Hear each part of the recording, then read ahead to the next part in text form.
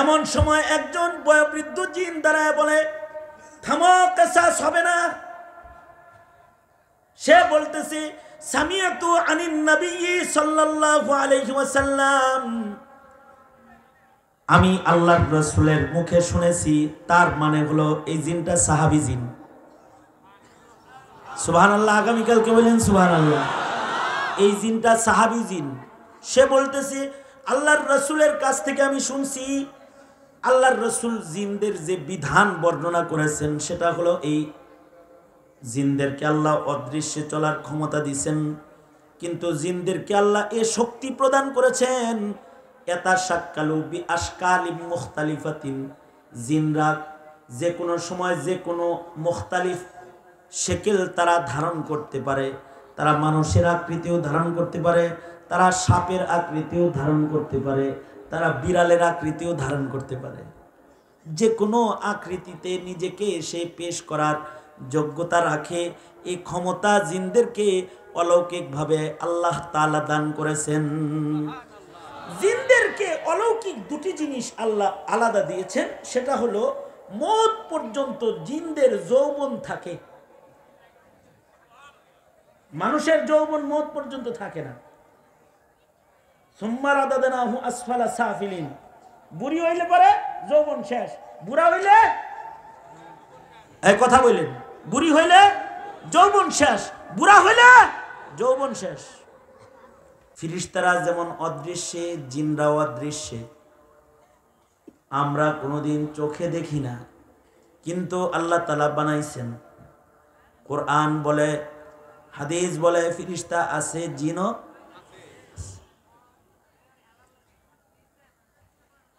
তবে জিন্নাতদের ভেতরে কিছু জিন আছে নেককার জিন, যারা আল্লাহর শরীয়ত মানে, আল্লাহ পাকের হুকুম মানে, যারা আল্লাহ পাকের নির্দেশের পাবন্দ। এই জিন্নাত গুলাও আল্লাহর জান্নাতে যাবে। আল্লাহু আকবার। কিন্তু যারা আল্লাহর হুকুম মানে না, তারা হলো শয়তান জিন।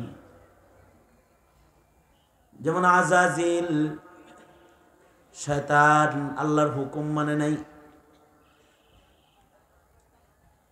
অদৃশ্যে চলে, অদৃশ্যের সৃষ্টি। জিনকেও আল্লাহ তাআলা আল্লাহ পাকের ইবাদতের জন্য বানাইছেন। আল্লাহ পাক বলেন, ওমা খালাকতুল জিন্না ওয়াল ইনসা ইল্লা লিয়াবুদুন।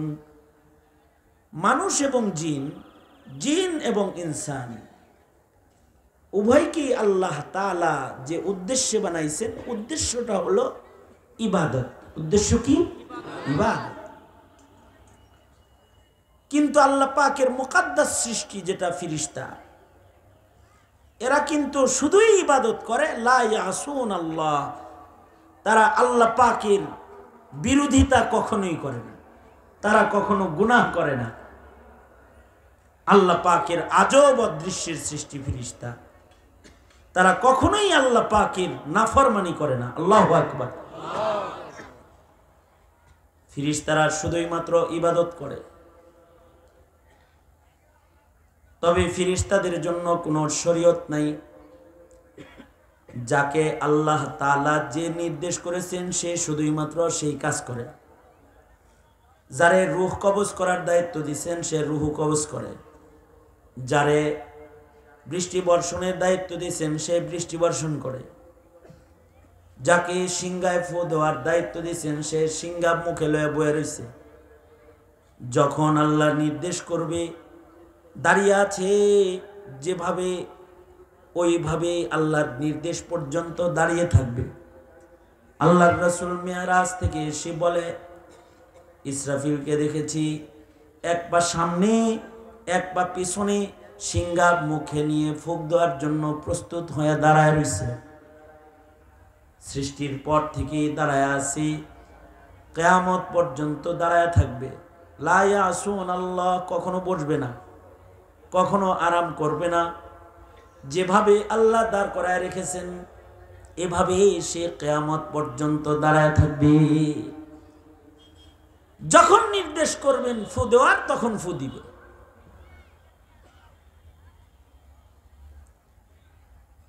আল্লাহর রসুল মিরাজ থেকে এসে বলেছেন কিছু ফিরিস্তাকে আল্লাহর রসুল রুকুর হালতে দেখেছেন, কিছু ফিরিস্তাকে সেজদার হালতে দেখেছেন।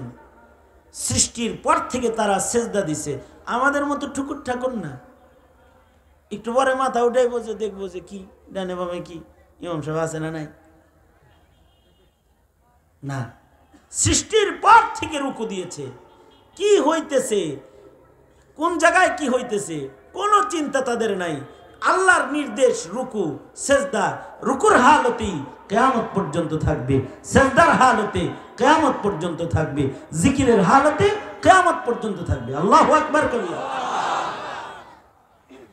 এই কারণেই এই ফেরেশতারা আল্লাহর কাছে বলেছিলেন নাহনু নুসাব্বিহু বিহামদিকা ওয়া নুকদ্দিসু লাক, ওগো আল্লাহ আমরা সব সময় আপনার ইবাদত করি, তসবিহ পড়ি, আপনার জিক্র আজকার করি, আপনার হামদ সানা করি, আপনার নির্দেশ মেনে কদম কদম আমরা চলি। এরপরেও কেন আপনি আবার মানুষ বানাইবেন? ইবাদতের জন্য নতুন করে মানুষ বানাইবেন কেন? আল্লাহ তাআলা ফেরেশতাদের উত্তরে বলেছেন ইন্নী আ'লামু মা লা তা'লামুন, আমি যা জানি তা তোমরা জানো না। তোমরাও ইবাদত করো কিন্তু মানুষও ইবাদত করবে। মানুষদেরকে আলাদা ইবাদতের জন্য বানাইছি, যেমন জিনকে আলাদা ইবাদতের জন্য বানাইছি, মানুষকে এরকম আলাদা ইবাদতের জন্য বানাইছি। কারণ ফেরেশতাদের আল্লাহর নাফরমানি করার ক্ষমতা নাই, এই ক্ষমতাটাই আল্লাহ তাআলা তাকে দেন নাই। যাকে আল্লাহ নাফরমানি করার ক্ষমতাই দেন নাই, সে নাফরমানি না করাটা এটা কোনো ক্রেডিট না। কিন্তু যাকে নাফরমানি করার ক্ষমতা দিচ্ছেন এরপরেও যদি নাফরমানি না করে, এটা হলো সফলতা। ফেরেশতারে তো নাফরমানি করার ক্ষমতাই দেন নাই। একজনরে আল্লাহ চোখ দিছে আর একজনরে চোখ দেয় নাই। যারে চোখ দেয় নাই সে যদি বলে জীবনে কোনোদিন পরনারী দেখি না আমি, এটা কোনো ক্রেডিট না। আল্লাহ তারে দেখার চোখই দেয় নাই। হ্যাঁ, বলার বিষয় ক্রেডিট হলো ওইটা। আল্লাহ দৃষ্টি দিছে দেখার জন্য, কিন্তু আল্লাহর হুকুমের বাইরে দৃষ্টি একবারও খরচ করিনি। আল্লাহু আকবার জোরে বলেন। অর্থাৎ চোখ দিয়া তাকায়া গুনাহ করি নাই। যেমন খাজা কুতবুদ্দিন বখতিয়ার কাকি রহমাতুল্লাহি আলাইহি, উনি ওনার জানাজা পড়ানোর শর্ত দিয়েছিলেন যে এমন মানুষ আমার জানাজা পড়বে যে কোনোদিন তার চোখ দিয়ে গুনাহ করে নাই, চোখ দিয়ে পরনারী দেখে গুনার ভাবনা করে নাই, এরকম মানুষ আমার জানাজা পড়াইতে হবে। যে শর্তগুলা দিছিলেন তার ভিতরে হলো এই একটা শর্ত এটা। তার মানে চক্ষু দেওয়ার পরেও গুনাহ না করাটা এটা আশ্চর্য, সে পুরস্কার পাওয়ার উপযুক্ত। চোখ নাই, পরনারী দেখে নাই, এইটা কোনো ক্রেডিট না। সার্থকতা হলো ওইটা, সফলতা হলো এইটা যে চোখ আল্লাহ দিছে তারপরও আল্লাহ নারাজ, এ কারণে খালাতো বোন মামাতো বোন ছায়া দেখে নাই। ফেরেশতাদের জীবনে কোনো গুনাহ নাই। জিনদের গুনাহ আছে, মানুষের গুনাহ আছে। কারণ ফাআলহামাহা ফুজুরাহা ওয়া তাকওয়াহা, মানুষ বানানোর পরে মানুষকে আল্লাহ তাআলা নফস দান করেছেন, আবার তাকওয়াল্লাহ দান করেছেন। দুই জিনিস দিয়েছেন। খাহেসাত দান করেছেন, তার বিভিন্ন কিছু মনে চায়, এই চাওয়া যেটা এটা তারে দান করছেন। ফেরেশতারে এই চাওয়াটা আল্লাহ তাআলা দেন নাই। নফস নাই, কিন্তু জিন ইনসানের নফস আছে। জিনদের ভেতরেও কিছু আছে যারা নিজের নফসের খাহেসাত মতো চলে না, তারা আল্লাহর ইচ্ছা মতো চলে। এই জিন্নাতগুলো পাক জিন। মানুষ যেমন আল্লাহর জান্নাতে যাবে, ইমানদার পবিত্র জিন্নাতগুলাও আল্লাহর জান্নাতে যাবে। জিনদের ভেতরে যারা নেককার এরা জান্নাতে যাবে। এই নেককার জিনদের দল নবীজির কাছেও আসছে। সকল নবীর কাছেই যুগে যুগে নেককার জিন গেছে। আমাদের নবীজির কাছেও নেককার জিন গেছে। সুলাইমান আলাইহিস সালামকে তো আল্লাহ তাআলা ইনস ও জিনের বাদশাহ বানাইছে। সুবহানাল্লাহ, আরো আস্তে করে বলেন, আগামীকালকে বলবেন। হযরত সুলাইমান ইনস ও জিনের বাদশাহ, শুধু মানুষের বাদশাহ না, হযরত সুলাইমান জিনদেরও বাদশাহ। আমাদের নবী আলাইহিস সালাতু ওয়াস সালাম শুধু মানুষের নবী না, সব মাখলুকাতের নবী, জিনদেরও নবী। আদম আলাইহিস সালাতু ওয়াস সালাম শুধু মানুষের নবী না, জিনদের জন্য নবী। সকল নবীরা মানুষের জন্য শুধু নবী না, জিনদের জন্য নবী। এই কারণেই ইবলিস শয়তান তো জিন, সে মুসা নবীর কাছে গেছে, যা বলছে, পয়গম্বর আপনি তো আল্লাহর লগে কথা কন, আল্লাহর একটু জিগায়েন, ক্ষমা পাওয়ার কোন লাইন আমার আসেনি। এক সময় তো সে মুআল্লিমুল মালাইকা ছিল, তখন আল্লাহর লগে কথাবার্তা হইতো।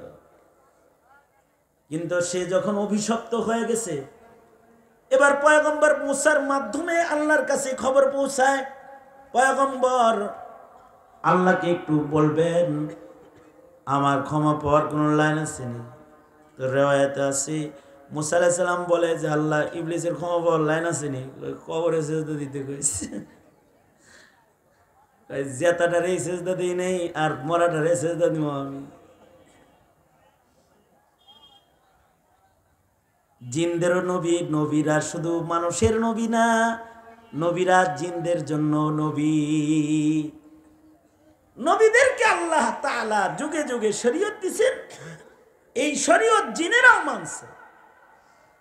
আমাদের নবী আলাইহিস সালাতু ওয়াস সালাম যখন মক্কা মুকাররমায় নামাজরত কোরআন তেলাওয়াত করতেছে, একদল জিন এসে নবীজির কোরআন তেলাওয়াত শুনে কালেমা পড়ে মুসলমান হয়ে গেছে। শুধু মুসলমান হয়েই শেষ হয় নাই। আমরা যেমন তবলিগ করি, এই জিনগুলা নিজের রাজ্যে যায় তবলিগ করছে। জিনেরা নবীর কাছ থেকে হাদিস শুনছে, জিনেরা নবীর হাদিস যা তাদের রাজ্যে যা অপরকে শিখাইছে। জিনেরা নবীর কাছ থেকে ইলম হাসিল করেছে, জিনেরা সাহাবায়ে কেরামের কাছ থেকে ইলম হাসিল করেছে। এখনো মাদ্রাসায় জিনরা ইলম হাসিল করে,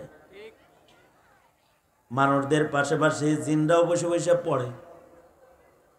দারুল উলুম দেওবন্দে জিন্নাতরা লেখাপড়া করে, বড় বড় মাদ্রাসাগুলোতে জিন্নাতরা হাদিস পড়ে। শাহ ওলিউল্লাহ মুহাদ্দিসে দেহলভীর রহমাতুল্লাহের কামরার ভেতরে তো জিন্নাতরা থাকতো।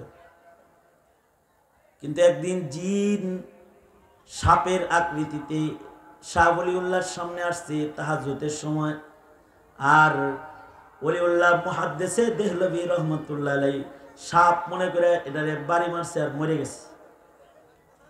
যখন মরে গেছে,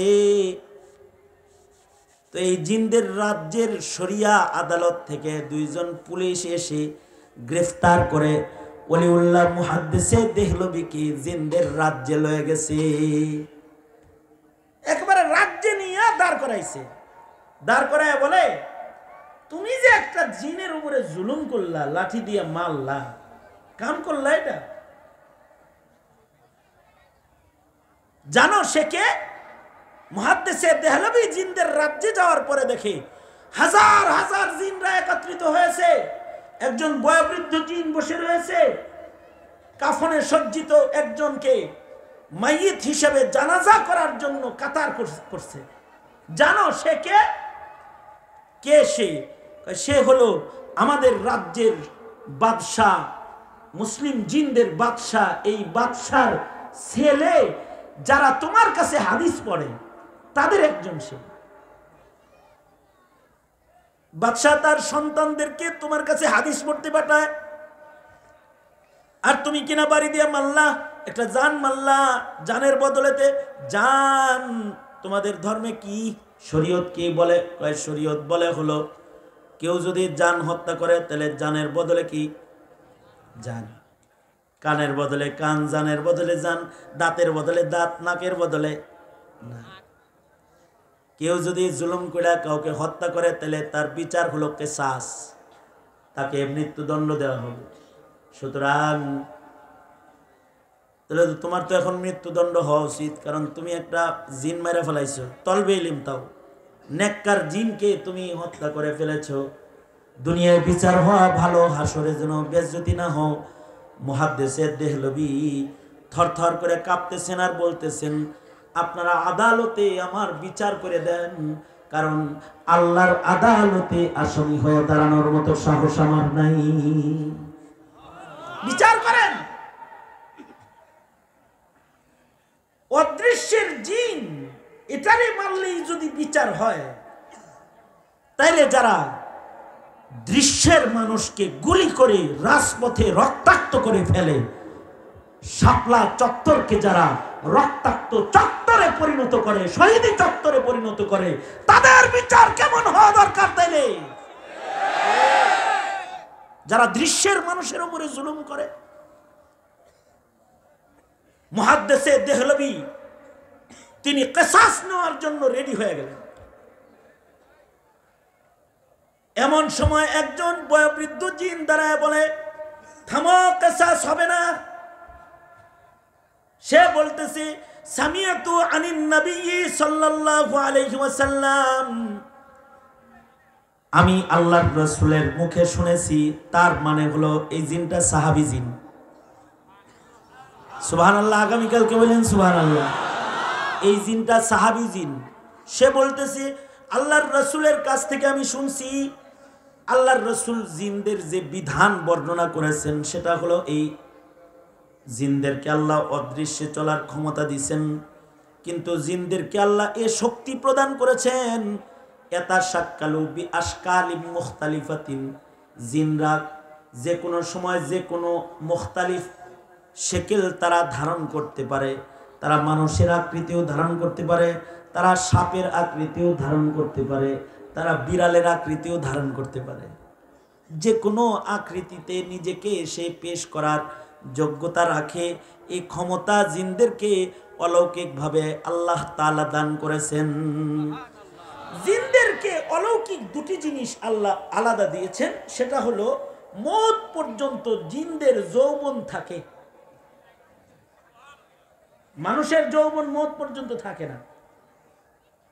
সুম্মা রাদাদনাহু আসফালা সাফিলিন, বুড়ি হইলে পরে যৌবন শেষ, বুড়া হইলে, এই কথা বললেন, বুড়ি হইলে যৌবন শেষ, বুড়া হইলে যৌবন শেষ। আসছে? হ্যাঁ, জানি তাকবীর। এবারে না, এবারে মুফতি সাহেব এই চেয়ার দাও একটা। না না না, চেয়ারে বসেন, চেয়ারে বসেন। কথাটা খুব ছোট্ট কথা। কি বললাম আমি? দুনো হাত উপরে তুলেন, নাড়াচাড়া দেন, জবান খুলে বলেন আল্লাহু আকবার, হাত নামান। এই যেমন হাত না ওঠানোর সময় ছিলেন ওইরকম আমার দিকে থাকেন। জিনদেরকে অলৌকিক দুটি জিনিস আলাদা দিচ্ছেন, সেটা হলো মৃত্যু পর্যন্ত যৌবন। তোমার মরা পর্যন্ত যৌবন না। জিনদের যৌবনে ভাটা নাই, আর তোমার বড়ি ছাড়া চলার উপায় নাই। কতক্ষণ পর পর খালি যাইবে হইল কি আয়ুর্বেদিক ঔষধের কাছে আর হোমিওপ্যাথিক ডাক্তারের কাছে। মানুষের হইল এই দশা। জিনদের কি কলিকাতা হারবাল। জিনদের যৌবনে কোনো দুর্বলতা মওত পর্যন্ত আসে না, একটা। দ্বিতীয় নম্বর হলো তাদেরকে আল্লাহ তাআলা নিজেকে বিভিন্ন আকৃতিতে প্রকাশ করার যোগ্যতা দান করেছেন। সঙ্গত কারণে এটারও বিধান নবীজি বলেছেন যে কোনো জিন যদি ইচ্ছা করে নিজের শেকেল পাল্টায়, তারে না চিনা যদি কেউ মারে, তাহলে এটা হত্যা হবে না, এটা দুর্ঘটনা হিসেবে গণিত হবে। সাপের আকৃতি ধরছে, তখন যদি তারে কেউ বাড়ি দিয়ে মারে তাহলে এটা দুর্ঘটনা হবে। কিন্তু আল্লাহর রাসূল দেখেন শুধু মানুষের হক আদায় করেন নাই, আল্লাহর রাসূল জিনের হক আদায় করছে। আল্লাহর রাসূল সাহাবায়ে কেরামদেরকে বলে, সাহাবীরা ঘরের ভিতরে কোনো সাপ দেখলে এ সাপকে সরাসরি আঘাত করে মেরো না, আগে আওয়াজ দাও তারপরে। এ কারণে সাহাবী হাদিস রাওয়ায়াতকারী বলে যে আমি 3 বার করে ডাকতাম সাপ দেখলে ঘরের ভিতরে, এই তুই কি জিন না সাপ, এই তুই কি জিন না সাপ, এই তুই কি জিন না সাপ। যদি 3 বারের পরেও কোনো জবাব না দিত তাইলে বাড়ি। আজব আল্লাহর রাসূল জিনের উপরে জুলুম না হয় এজন্য বিধান বলে দিয়ে গেছেন। আবার জিনদেরকে বলেছেন, তোমাদের আকৃতি না চিনে তোমাদেরকে কেউ যদি মারে তাহলে কিন্তু এর জন্য কোনো কেসাস টেসাস নাই, সুতরাং তোমরা এমন ঠিক করবে না। আবার জিনেরা নবীর ধীরে 2 বার রাসূলকে জিনরা দাওয়াত দিয়ে নিছে রাজ্যে, আল্লাহর নবীকে। জিনেরা নবীজিকে বলে, আল্লাহর নবী আপনার উম্মত যেন হাড্ডির দ্বারাই যেন ঢিলা কলব ব্যবহার না করে মানা করেন, কারণ আমরা জিনেরা হাড্ডি থেকে রিজিক নেই। হাড্ডির ভেতরে আমাদের রিজিক, অর্থাৎ আমরা কিছু খেয়ে যখন ফেলে দিই এই হাড্ডিটা জিনদের কাছে যাওয়ার সাথে সাথে জিনেরা এই হাড্ডি ধরার সাথে সাথে এটা আবার গোশতে রূপান্তরিত হয়, তারা এখান থেকে খাবার খায়। আল্লাহু আকবার কবিরা, হাড্ডির থেকে খানা খায়। তো হযরত ওলিউল্লাহ মুহাদ্দিস দেহলভী বলে, যখন এই সাহাবী সাক্ষী দিয়ে দিল সাহাবী জিন, আমার খুশকিসমত যে সাহাবী দেখি নাই কিন্তু সাহাবী জিন দেখে ফেললাম। তো জিনেরা আমাকে সোনার পালকিতে চড়ায় আবার বাড়ি দিয়ে গেছে। জিন অদৃশ্যের, কিন্তু তাদের শরীয়ত আছে। কিন্তু অদৃশ্যের জিন যারা শরীয়ত মানে না ওরা হলো শয়তান। মানুষের ভেতরে 2 প্রকারের মানুষ। এক প্রকারের মানুষ অদৃশ্যের শয়তান জিনের খাসলত হয়ে গেলে তারা হয় মানুষ শয়তান। আর মানুষের ভেতরে কিছু মানুষ আল্লাহর শরীয়ত না মেনে তারা গরু ছাগলের মতো নিজেকে হাইওয়ান মনে করলে তারা ইনসান রয় না, তারাও হয় হাইওয়ান। এ কারণে মানুষ যেন শয়তান জিনের খপ্পরেও না পড়ে, আবার মানুষ যেন হাইওয়ানও না হয়। আল্লাহ তাআলা মানুষের ভেতরে মনোনীত মানুষ নবীদেরকে পাঠিয়েছেন যে এরা আমার মনোনীত, তোমরা শয়তানও হয়ো না হাইওয়ানও হয়ো না, নবীদের অনুসরণ করে করে তোমরা ইনসান হও। আমাদের নবীজিও শেষ নবী হয়ে এসেছিলেন মানুষকে মানুষ বানানোর মিশন নিয়ে। কিয়ামত পর্যন্ত আর কোনো নবী রাসূল আসবে না, কিন্তু কিয়ামত পর্যন্ত উলামায়ে কেরাম আসবে যারা আল্লাহর পছন্দ, আল্লাহর পছন্দের রং, আল্লাহর পছন্দের আদর্শ জাতির কাছে পেশ করবে। যারা আল্লাহর পছন্দকে গ্রহণ করে ইবাদত করবে তারা হবে আল্লাহর জান্নাতি মেহমান। আর যারা আল্লাহর পছন্দকে গ্রহণ না করে শয়তানের পছন্দ গ্রহণ করবে তাদের জায়গা হবে ইবলিস শয়তানের সাথে আল্লাহর জাহান্নামে। আল্লাহর পছন্দ কোনটা আর শয়তানের পছন্দ কোনটা, এইটা জাগতিক শিক্ষা দিয়ে মানুষকে শেখানো সম্ভব নয়। এইটা শিখানোর জন্য দরকার দ্বীনি ইলমের শিক্ষা, যার দ্বারা মানুষ আল্লাহর পছন্দও জানবে শয়তানের পছন্দও জানবে। জাগতিক জ্ঞান দিয়ে আল্লাহর পছন্দ নবীর পছন্দ জানা সম্ভব নয়। এ কারণেই তলাবুল ইলমি ফারিদাতুন আলা কুল্লি মুসলিম, সব মুসলমানের উপরে দ্বীনি জ্ঞান শিক্ষা করা ফরজ।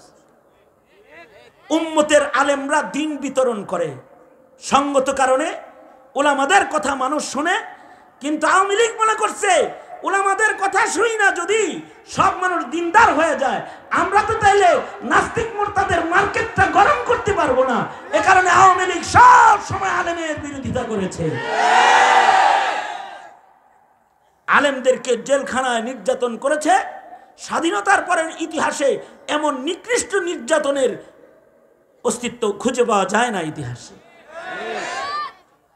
আল্লাহ বিচারও করছে, এমন ভাবে দেশ ছাড়ছে, তার দেশ ছাড়ার মতো দৃষ্টান্ত সারা দুনিয়াতে তালাশ করে পাওয়া যায় না। বর্তমানেও যারা দেশ চালায় অথবা চালাবে তাদেরকেও বলছি, হাসিনার থেকে শিক্ষা নিয়ে দেশ চালায়ও, ভালো থাকবা, জাতি জুতা পিটা করবে না। তাছাড়া গণভবনের ইট যেমন খুলেছে, যারা দেশে অনৈতিকতা, অরাজকতা, স্বাধীনতা বিরোধিতা করবে তাদের গায়ের চামড়ায় জাতি তুলে ফেলবে, চামড়া তুলে ফেলবে। সুতরাং আপনারা উলামায়ে কেরামের সাথে থাকবেন তো ইনশাআল্লাহ? আওয়াজ করে বলেন আছেন তো ইনশাআল্লাহ? ভাওতাবাজির দিন শেষ, কোরআন সুন্নাহর বাংলাদেশ।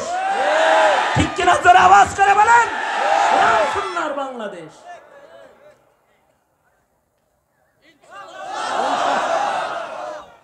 আজকে যেমনে বসে আছেন, যেমনে দাঁড়ানো আছেন, উলামাদের সাথে যে আছেন দেখাইবেন। একটা লোক যদি মাথা নাড়া দিচ্ছেন আমি ওঠার পরে, হাত নামান, আবার দেখা হবে ইনশাআল্লাহ। আসসালামু আলাইকুম।